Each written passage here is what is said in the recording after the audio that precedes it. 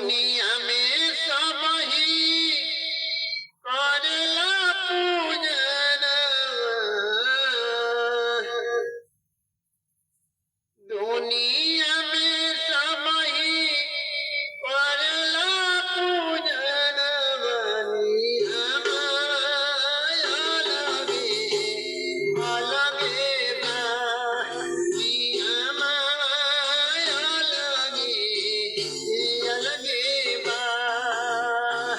ई दुनिया में सब ही करेला पूजन बनी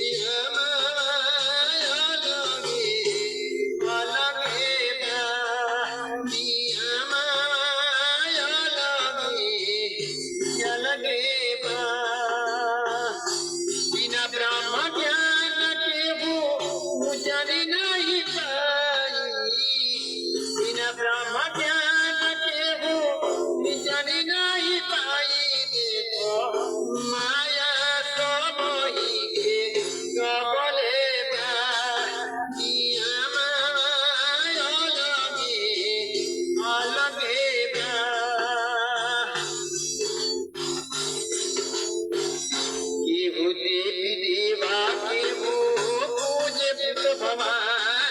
परम दीवार की वो पूजया पानी के देवी देवा की वो पूजे पुत भवानी परम दीवार की वो पूजया पानी ये वो छठी के वो उजला की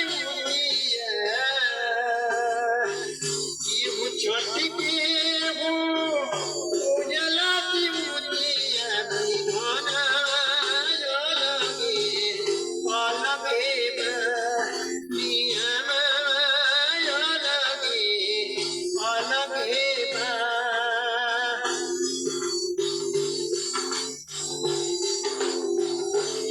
ब्रह्मा विष्णु शिव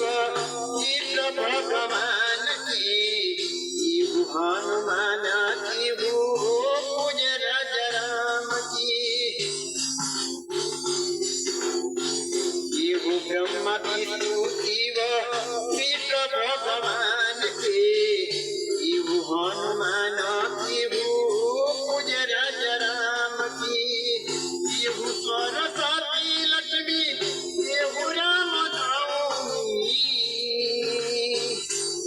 सरस्वती लक्ष्मी राम नवमी बोल धन अलगे नियम अलगे केहू पीपर तुलसी केहू स्वामी के पेड़ावा केहू काली दुर्गा केहू देवेला पर तुलसी के वो स्वामी के पेड़ावा काली दुर्गा जी के देवेला खपरावा गोरम बाबा के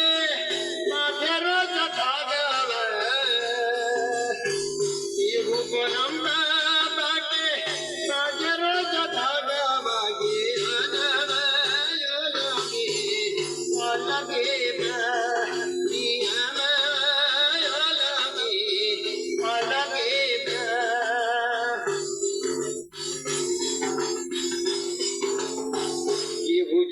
मुर्दा के वो